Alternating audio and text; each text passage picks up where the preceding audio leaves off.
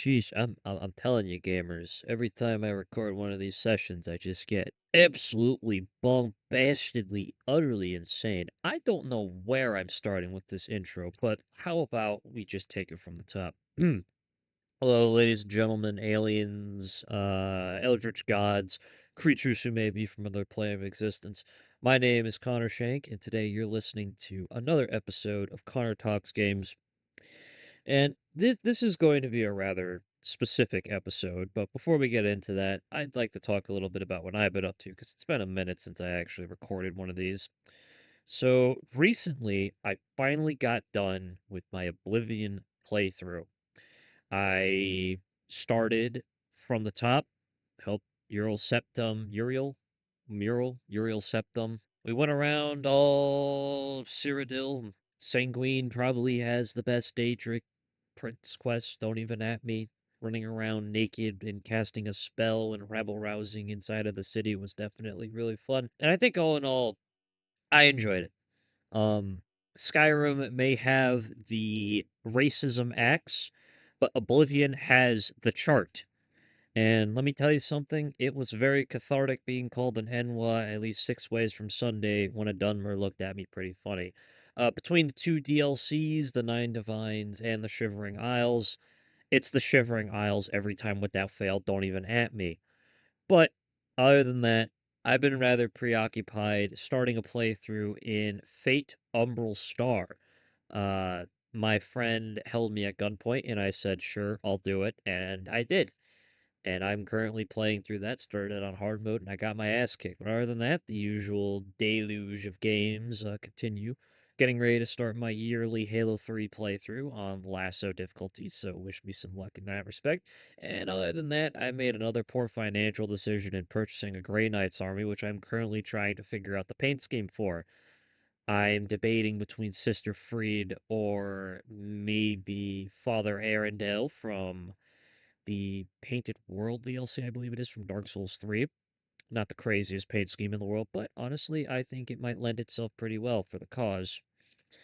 So let's talk business today. So I'm planning on actually splitting this down the middle between questions and of course the main thing.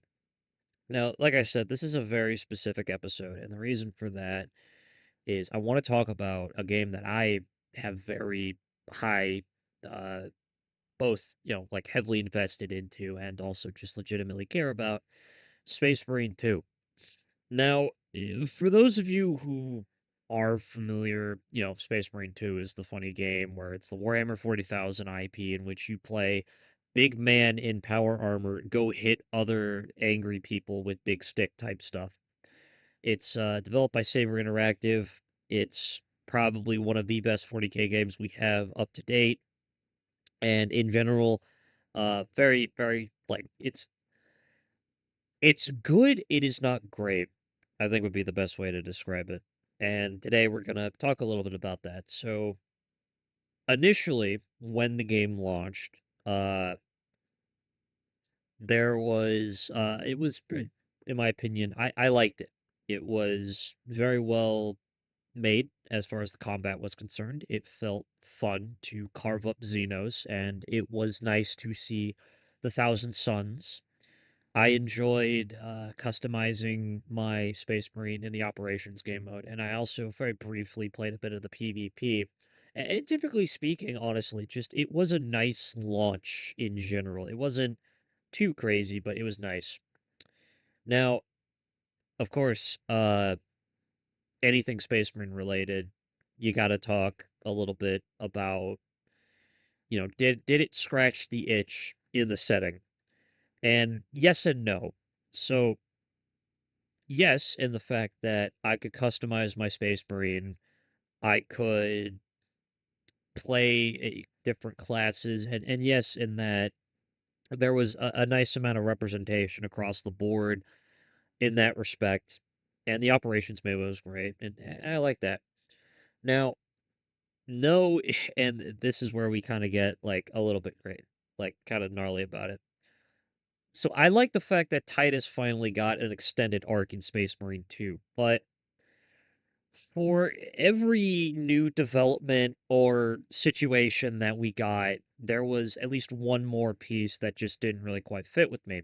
So, for instance, when the game launches and you start, and this is I don't give a shit if you're getting spoiled on this. I don't know why you're listening to this episode if that's the case, but pretty much, Titus is with his Death Watch squad, and Death Watch Marines, for those who do not know, are Space Marines, but they are hyper specialized in fighting aliens. It is their main thing they do. They have all different types of weapons to make it happen, and it's just you're hyper fixated on that. Titus, however, a quick lore rundown from the original Space Marine, is a black shield at the start. A black shield, for those who don't know, is a Space Marine that has been discharged from their chapter, usually on grounds of heresy or some other reason, and they serve in the Death Watch with black pauldrons, not designating them as a part of any chapter, just kind of a rogue marine that just serves with the squad as a form of penance. And Titus is a black shield because in the first game he was accused of heresy because he was able to resist the powers of a corruptive artifact. And this one guy, who Leandros, you're a bitch by the way, pointed a finger at him and said he a bad man, and thus Titus got sent to the Death Watch to serve penance. And we get, in my opinion, something I've always wanted in a 40K game in like the first 2 seconds. We get different Marines interacting. Like a squad of Death Watch is a squad of different Marines from different Space Marine chapters that work together to kind of have that. And I was really hoping that that would be, what we would get. We would get different Marines from different specializations. We had a Space Wolf, we had a Black Templar, we had a Blood Angel, and we had Titus, who's an Ultramarine, but he's a Black Shield. And I was really hoping that, they would stick around. No, they get killed off in the first fucking 5 minutes of the game. Interesting characters reduced to just figurehead stuff. Now, that's not bad. I mean, we get two new characters in the form of Valius and Chiron. Yeah, I think I said that right. Hold on. I gotta double check now just to be safe. No, Valius is the tactical. Fuck. Okay, well, the fucking blonde guy and Chiron. So we get these guys, and Titus at the start dies, and he gets brought back as a Primaris Marine, which is just a more powerful version of a normal Marine. And the story follows him and these two squaddies kind of going around doing stuff. Chiron has beef with the Thousand Sons who show up because he was a child at the burning of the betrayal of Calth, and he was taken at a young age to be a Primaris Marine. And the other dude, who's Blondie Boy, he just existed. Honestly, he was pretty forgettable. But right in my opinion, when the story starts getting good, because freaking they go around and Titus starts getting infected with this whole chaos thing when they retrieve it from the drop ship. It just it teeters out so badly. Like I was not invested when Imarath showed up, the big bad of the Thousand Sons. I was kind of like, I mean, when Calgar showed up, that was pretty badass. But other than that, the Thousand Sons, when they showed up, it was just instantaneous boredom. Now, this is something that the devs admitted with Chaos. They are just not fun to fight in comparison to the normal Tyranids. When I play Space Marine, one of the most satisfying things to do is to see a bucket of blood just fucking explode on the screen when I am driving a chainsword down his throat.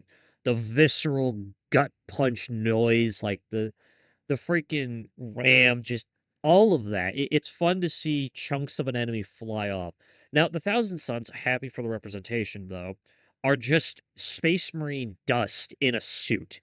And the only blood you get are the annoying Dzangors, cultists, and, like, the new Chaos spawn. But we'll get to them in a minute. Um, so it's like, damn, I could have had this awesome operation where I was fighting against Tyranids 1 minute, and in some of the operations, it's a crossfire. You're fighting Chaos and them. And, that's fun, but it's just, it's not satisfying. And not to mention, on top of that, the game wants a 50-50 split between melee and gunplay. But the Thousand Suns, in my opinion, just have such a distinctive lack of melee specialists. And we're getting to the Chaos Spawn, don't you worry. You know, you got the Rubric Marine, and then you get who has a gun, he kind of hits you, and then you got the Rubric Marine with a flamer, and flamers aren't fun. The Assault Terminator is fun to fight against, in my opinion, but his brother, the one with the rocket launcher, can go suck some fat chode. I don't like fighting him. I think he is boring and that he completely takes away the fun because I don't like finicky dodges with missiles. It's just how am I supposed to dodge that at all? Now there are probably ways to do it, but I'm not freaking absolutely crazy about it. Now, their response to the complaints about melee was let's add the chaos spawn in. Now, the chaos spawn in it like by itself, yeah, I actually don't mind it. It's a fun, fleshy boy, and the animations of killing it, very satisfying. I'm a big fan of the power sword execution. Cut off its limbs, and then you give a nice slap across the face. But I just don't like, the fact that 8 of these fuckers spawn in at once, and they have attacks that are more delayed than the fucking Nameless King from Dark Souls 3. My brother in Christ, I am in the middle of getting my ass kicked because again, on higher difficulties, they spawn like 3 extremist enemies at a time, which are the mini bosses, the Terminators and shit. But these guys don't really have a limit, and they can throw 11 of them at you. And there are 3 separate variants that have 3 separate attacks. They're difficult and annoying to stagger out of calling for reinforcements. They eat bullets, and not to mention their freaking heads don't exist because they have like 3 separate possible variants and they're tiny as shit. So on top of them just being unfun to fight, they gank you, and that's not fun. That's not fun at all. I mean, you're fighting for your life, but I want to feel like every punishment is dealt out justly. Like when I get ganked by a Tyranid swarm, it's not because, oh damn, I just can't parry because of these guys. No, it's because I had shitty positioning or my ability was on cooldown and I was a dumbass and I ran into the Horde. But with these guys, nah, they're bringing the gang party over to you, buddy boyo. And then there's just like it's just an issue of many small things compounding over time. And for as much as I love Tech Marine and the new operation, the update, they are so woefully behind on updates. It pains me. It really does because I don't think that Saber doesn't care about the game. There are obviously the devs are passionate about it. It's just based on screenshots in the Discord and their general acquiescence to listen to people outside of the Discord and the Reddit, because there are a bunch of very talented YouTubers that put a lot of effort into highlighting the issues with the game, and their response is, oh, well, let's just completely ignore all of that and make fun of you guys because of deadlines. Let me give you a news flash. As a dev and also as a gamer, we do not care about deadlines. We will wait as long as it takes for the update to come out and for it to be great. But you guys are now a couple months behind on your development cycle, and we should have been getting patch 13 instead of patch 12. But we didn't get that. Instead, we got a half-baked result in which I can't even equip any of the customization options from one of the 2 season passes that I have purchased to interconnected pieces of armor, might I add, all from the season pass that I cannot put. I can't even put base game interchangeable drip on him. It is just the 4 different pieces of armor per thing. And that's the other thing. The Tech Marine does not have enough drip. He's very cool and I like him, but he does not have enough drip. While we're on this topic conversation, let's talk about the $5 voice pack. Wow, it was a bad idea for them to brag about that. The 450 voice lines when I only hear like 1 or 2 of them per thing. Look, I like the Blood Angel. I like the Space Wolf. I like the freaking Black Templar. But my issue is the Space Wolf does not sound enough like a Space Wolf, and the Black Templar sounds like a Timu version of a Black Templar. He is not fanatical enough. I like the Blood Angel. He has, and I'm not saying this because I'm biased, even though I am, with my Legion. It's because he makes the most sense. You know, his dialogue tracks, it's all that. There is no squad-based banter. There is no objective-specific banter. It's just, what the fuck? You know, one of the things I desperately want is I want a freaking Warhammer game that has interchangeable squad-based banter from different Space Marine chapters. Like, how cool would it be if you had a Blood Angel interacting with a Raven Guard, a Salamander, a Black Templar, and like a Space Wolf? Like the Black Templar makes an offhanded comment about the Space Wolf being a psyker, and then the freaking Space Wolf talks shit about his chapter believing in the God Emperor of the mankind, and the Blood Angel just acts like the mediator, but then he turns into an absolute bloodfest. Like, I want to see more of this. I really do. And it sucks that they charge you $5 and all you get is like the Tech Marine dialogue where, and again, the Tech Marine does not have any pre-recorded dialogue for objective-based things outside of the new operation. He has like one piece of recorded dialogue per new Marine, and that's it. Like, his objective-based banter does not exist, and it sucks because all the other guys have multiple things for different guys. And, you know, one of the things I really like, even though I keep hearing them, is squad banter. Let me hear that. Mm. But, ugh, it's just what we could have gotten versus what we got. It pains me. It really does. I think that Warhammer has one of the most sellable IPs in all of existence, beating out Star Wars and even Halo in many cases. But it just needs the right push in the right direction. It needs fresh everything. It just needs a character. And it slam dunks turn into just okayish shots. And I mean, look, I like the game, but it could be so much more. Like, hey, oh, goodness gracious. And then there was the issue of, you know, I really wanted to have my Space Marine have different colored lenses on the helmet. We did not get that at launch. Instead, we had to wait on that. We had to wait to customize the colors on pieces of cloth. We had to wait to interchange certain armor pieces. It's a couple of things. I mean, I like the Tech Marine, but again, why is it that he gets a combat knife? It does not make sense in my opinion.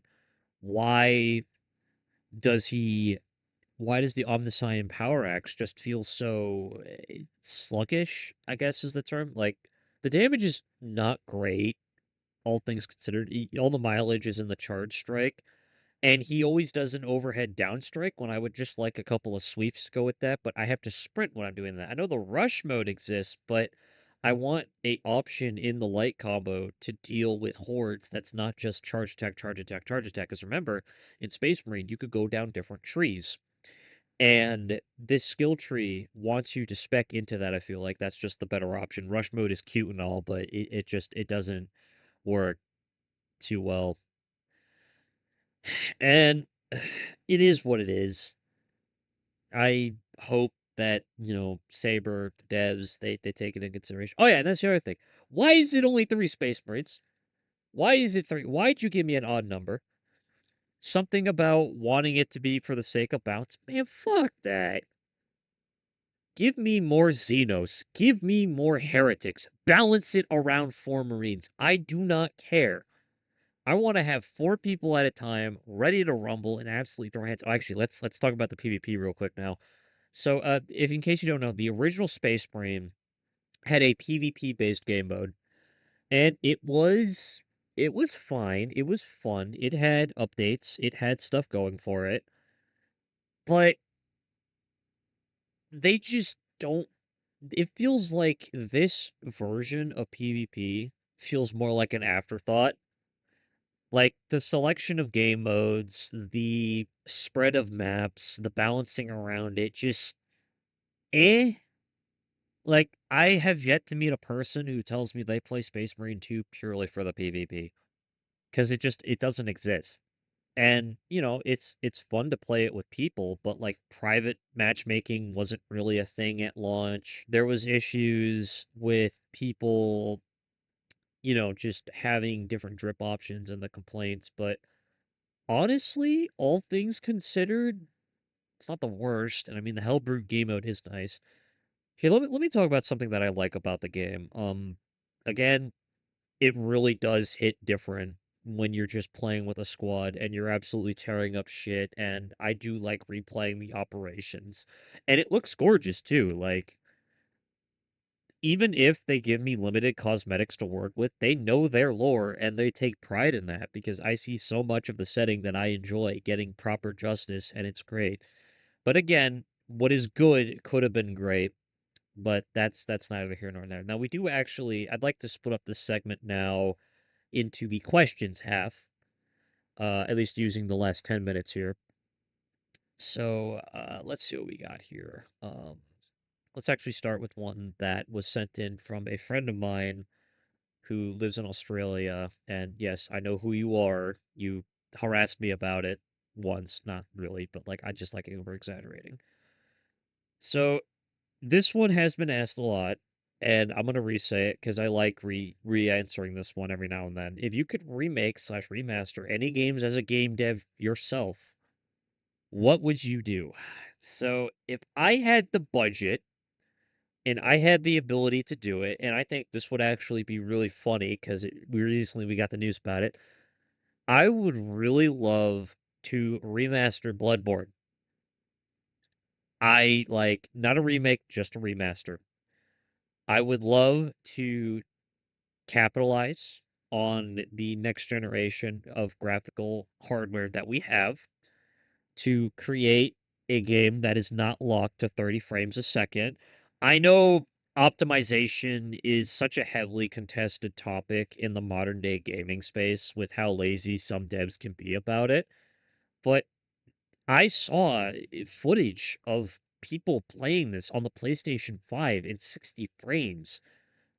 It's insanity. Like, it's such a gorgeous game that holds up so good, and the fact that, like, Sony hasn't even managed to kick a little bit of attention that way in that respect is absolutely baffling to me, but again, for those who don't know, the recent situation with Bluepoint was that, apparently some of the executives, inquired with Sony about it, and Sony was open to it, but, From Software, Mr. Miyazaki said that he did not want to commit to a project if he wasn't 100% ready to roll with it, if he couldn't give it his all. And I think that's a very fair take. He wants to be able to give it every inch of attention that it deserves. And I think that the remake was on the table, and it was, as he said, wow, the remake was on the table, and it was such amazing grammar. But just Blue Point got shut down because they were making a live service God of War game, and it's just so confusing to me because it's a game that just does not fit with the parameter of what the studio is known for. They absolutely love to do remakes, uh, but it is what it is. So fuck it, I guess. Let me think. If I had to remake another game, you know what? Why don't we look through the Steam library here real quick? What would I like to remake? What would I like to remake? Okay, I know what I'd love to remake. I would love to remake Blaze Blue Central Fiction. Now that this is for those who don't know, I like Blaze Blue. I've played the first two games, still have to do Chrono Phantasma. I'm lazy, but I've spoiled myself on Central Fiction and Chrono Phantasma story. And I gotta say, I was not impressed with Central Fiction's story. I was not. It read like an acid trip. It didn't answer a lot of questions, but that was the conclusion of the Ragnarok. And I really feel like they could have done better. So, with that being said, what could we do better? Well, I think it all starts with just kind of rewriting it from the ground up and going from there. But I would give it a fresh story. I would come back and just kind of double down on like the end game content for solo players. I mean, just I want it just not to end on that note because now that Ragnar's story is over, now Tez VA passed away, Tawakaka's VA passed away. What can you do to kind of rectify that? Well, the only thing I feel like you can do in this instance is just get somebody else to kind of remake it and see how that goes. Uh, yeah, sorry if that didn't really answer any questions. I'm just like, I can't really think much more on it. I have more fun doing these unscripted anyway. If oh my god, and then he added a stipulation here. Can I guess what game he would remake slash remaster? No, I cannot because quite frankly, I have no idea what you would remake. But I'm gonna put my money on the first Rayman game. I think maybe that would be your type of prerogative in that respect. Now, let's see here. Connor, I appreciate you having the two people on from New Blood, but curious to ask, how'd you get them on board? Don't ask questions you don't want the answer to. Talking to people. Let's see, this is another one. Hello, Connor, longtime listener of the show, but just wanted to ask, you sound a lot like an extrovert, even though you claim you're an introvert. I was not chosen for the producer role. It chose me. I tried programming at the start of college, fucking hated it after the second semester because my teacher sucked dick. So I swapped over to the alternative, which was Certified Hood Classic in the form of good old fashioned production. And honestly, I just hope that with PAX around the corner, I can actually maybe pile it up and give me a job. uh, this is a good one. Answer the question, Connor. What is your favorite VTuber? I will say what I've said before. Go touch grass. You will never know. And for the two people that want to know, go away. This is actually another one that I have yet to answer. Connor, you spoke about Uma Musume Pretty Derby. Do you play it? And if so, what is your favorite Uma? So I don't actually play the game. And I'm pretty sure this question was in response to the previous episode when I was with Scott, in which I've talked about briefly having half of the playlist of the game in my playlist. Uh, well, I will say this at the minimum. I like, damn, what's her name? I'm a Majiro McQueen fan. I like McQueen. She's cool. I saw the first two seasons of the anime, and I like Special Week. But I also like Agnes Tachyon. I think I said that. Nothing like a little bit of a mentally unstable Uma to kind of get you going throughout the week, huh? Something about science bullshit. Anyhow, poor Bakshin fans. Wonder if that armpit's still doing you any favors. I'm gonna flashbang a friend after this with that information again for the 8th time this month. God, I love being evil. Honestly, just gonna take it one step at a time this month. Probably record another session as per usual when the next week happens. PAX East is around the corner. I'm going to be there if anyone notices me. Feel free to say hi. I doubt we're gonna have enough of a viewer base to comprehensively get that, but I genuinely enjoy talking about literally most things industry related, and we see what happens. So, yeah. I could really go for a pizza right about now. I think I will go for a pizza right about now. But alright. Y'all know the drill. My name's Connor. This is Connor Talks Games. I always have fun recording these sessions. Sam, please let me eat, I beg of you. And, hey, y'all take it good, and I will see you all in the next episode. Have a good one.